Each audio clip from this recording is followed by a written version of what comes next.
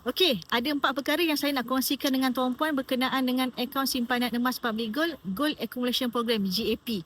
Okey, yang pertama tuan-puan, menabung emas di akaun emas Gap Public Gold bermula serendah RM100. Dan tuan-puan, tak perlu ada bajet yang besar pun. Tak perlu ada RM1,000 pun nak menabung emas dan memiliki emas simpanan Public Gold. Yang kedua tuan-puan, menabung emas di akaun emas Gap Public Gold tak ada komitmen. Dia bukan macam kita bayar hutang tuan-puan yang perlu bayar setiap bulan, yang perlu bayar ikut tarikh.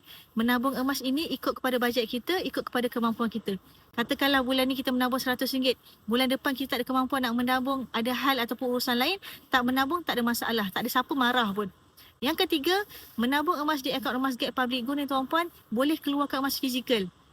Walaupun kita bermula serendah RM100, tapi bila kita kumpul gram emas cukup 5 gram, cukup 10 gram, kita boleh keluarkan emas fizikal, pegang di tangan dan simpan sendiri tuan-puan. Dan yang keempat, menabung emas di akaun emas Public Gold ini bukan hanya kepada mereka yang ada pendapatan, mereka yang ada gaji, tetapi student, suri rumah, bayi yang baru lahir pun semua orang boleh menabung emas.